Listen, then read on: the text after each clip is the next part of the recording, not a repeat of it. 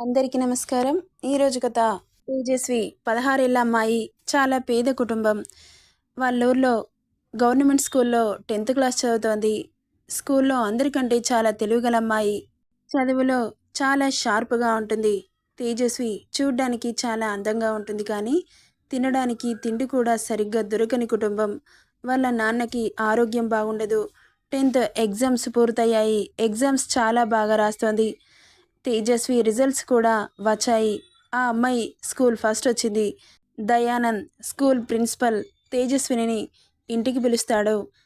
ఇక school first వచ్చిన ఆనందంలో ప్రిన్సిపల్ ఇంటికి చేరుతుంది. చెప్పండి సార్, ఎందుకు పిలిచారు అనింది. నీకు గుడ్ న్యూస్ చెప్పాలని పిలిచాను. ఏంటి సార్ అది?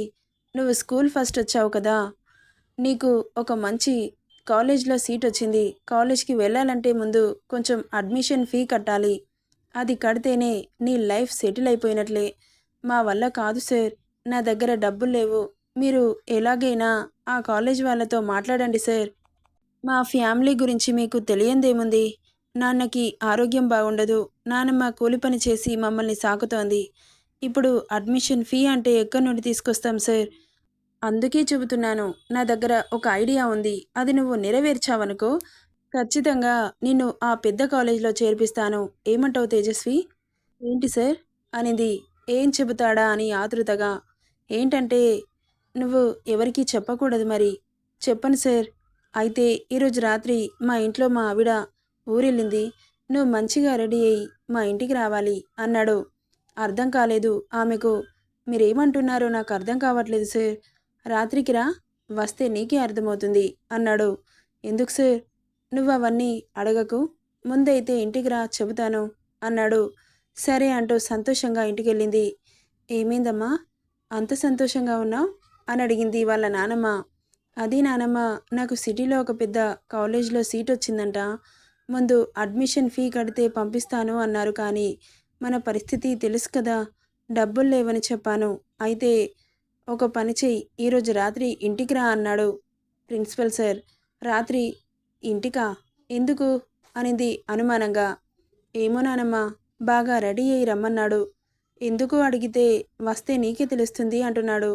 అయితే ఈరోజు నేను ప్రిన్సిపల్ సార్ ఇంటికి వెళ్తాను నానమ్మ, ఏం చెబుతాడో అంటూ లోపలికి వెళ్ళిపోయింది. మనవరాలు మాటలకి అతను ఎందుకు పిలుస్తున్నాడో అర్థమైన బామ్మ ఒక్కసారిగా షాక్ కొట్టినట్లు బిగుసుకుపోయింది. దీన్ని రెడీ అయ్యి ఇంటికి రమ్మంటున్నాడంటే ఏదైనా అఘాయిత్యం చేస్తాడా నా మనవరాలిని? ఎక్కడికి పంపను, వాడి సంగతి ఇప్పుడే తెలుస్తాను. ఇంత నీచానికి ఒడిగడతాడా అనుకుంటూ ప్రిన్సిపల్ ఇంటికెళ్ళింది. ఒరేయ్ దయానంద్, బయటకు రారా అంటూ అరిచింది. ఎవరని గేట్ ఓపెన్ చేసి బయటకొచ్చాడు. ఏంటమ్మా, ఎందుకలా అరుస్తున్నావు?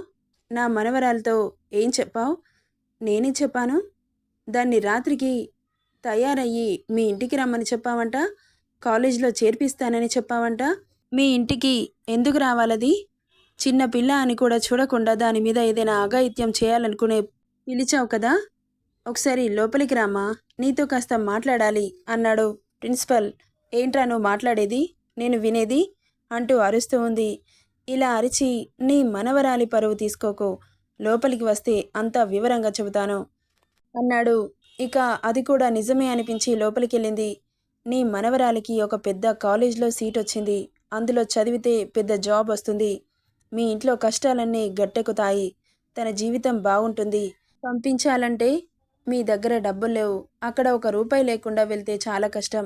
అయినా అడ్మిషన్ ఫీ కూడా కట్టాలి కాలేజ్లో. నీకు ఎన్ని డబ్బులు కావాలంటే అన్నిస్తాను. నీ మనవరాలిని నా దగ్గరికి పంపించు. ఈ ఒక్క రాత్రికి. ఇలా గట్టిగా అరిచి నీ ఊర్లో నీ పరువు పోగొట్టుకోవడం తప్ప లాభం లేదు. ఏమంటావు? నా దగ్గరికి పంపించడం ఇష్టం లేకపోతే నీ ఇష్టం. నీ మనవరాలి జీవితం ఇక్కడితో ఆగిపోతుంది. నువ్వా కూలి పని చేసి ఒక పూట తినడమే చాలా కష్టం. అలాంటిది నీ కొడుక్కి ట్రీట్మెంట్ ఎలా ఇప్పిస్తావు అన్నాడు ప్రిన్సిపల్. అందుకే నా మాట విను. నీ మనవరాలిని నా దగ్గరికి పంపించావనుకో, తన అవసరాలన్నీ నేను తీరుస్తాను. బాగా చదివిస్తాను. ప్రయోజకురాలిని చేస్తాను. కొన్ని రోజుల్లో నీ మనవరాలు ఉద్యోగం సంపాదించి మిమ్మల్ని బాగా చూసుకుంటుంది. అర్థమైందా అన్నాడు. అతను చెప్పే మాటలకి మనసు అంగీకరించపోయినా అతను చెప్పేది కూడా నిజమే అనిపిస్తుంది. మనవరాలి జీవితం బాగుంటుంది కదా అని ఏం మాట్లాడకుండా అక్కడి నుండి వెళ్ళిపోయింది. ఇంటికెళ్ళి తేజు అంటూ పిలిచింది. హా నానమ్మ, మీ సార్ పిలిచాడన్నావు, నేను రెడీ చేస్తాను పదా అంటూ అక్కడికి పంపించడం ఇష్టం లేకపోయినా తన దుస్థితికి బాధపడుతూ ఇక్కడే ఉంటే మనవరాలి జీవితం ఈ పేదరికంలోనే మగ్గిపోవాల్సి వస్తుందని, ఈ ఒక్కరోజు కళ్ళు మూసుకుంటే దాని జీవితం బంగారుమయం అవుతుంది అని కళ్ళల్లో నీళ్లు తిరుగుతున్నా అవి తనకి కనిపించనీయకుండా తుడుచుకొని తేజస్విని రెడీ చేసి ప్రిన్సిపల్ దగ్గరికి తీసుకెళ్ళింది.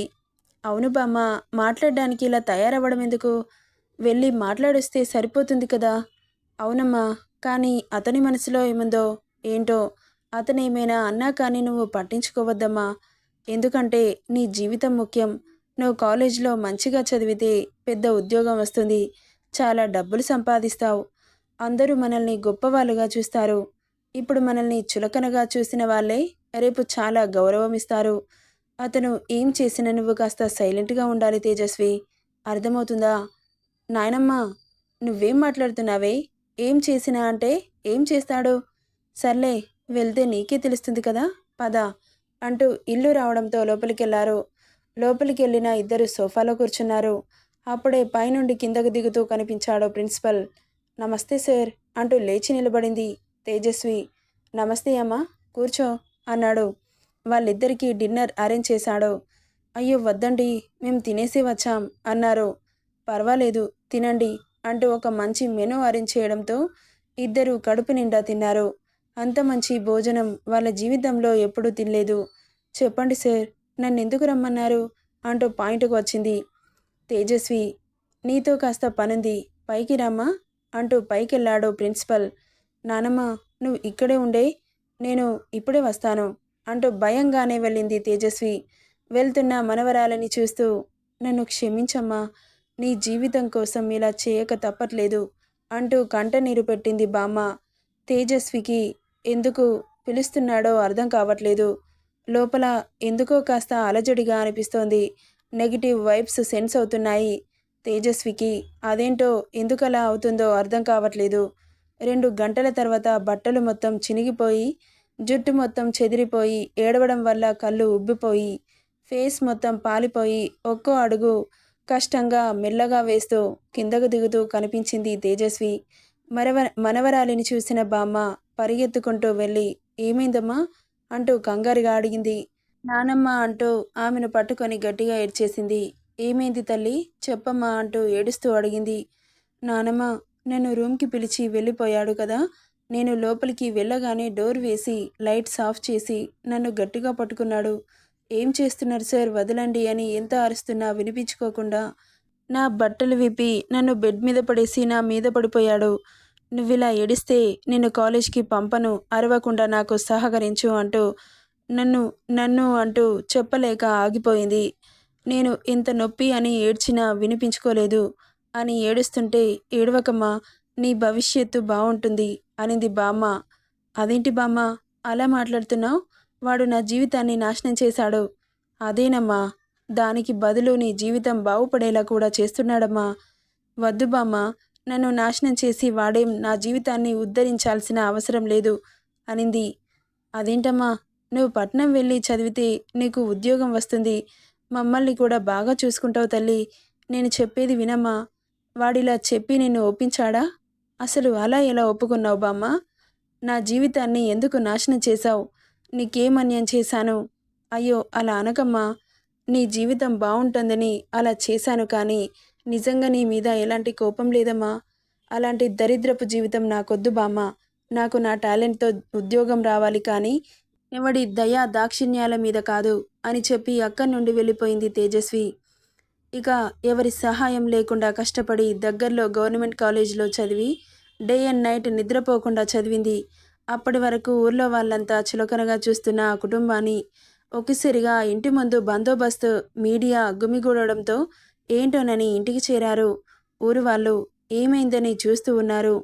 మీరు ఇంత పేదరికంలో పుట్టి ఐఏఎస్ ఆఫీసర్ ఎలా అయ్యారు అంటూ ప్రశ్నల వర్షం కురిపిస్తున్నారు. ఒక్కసారిగా ఊరి జనం అంతా షాక్ కొట్టినట్లు చూస్తూ ఉండిపోయారు. అప్పటి వరకు చులకనగా చూసిన వాళ్ళే ఇప్పుడు తేజస్వికి సెల్యూట్ చేస్తున్నారు.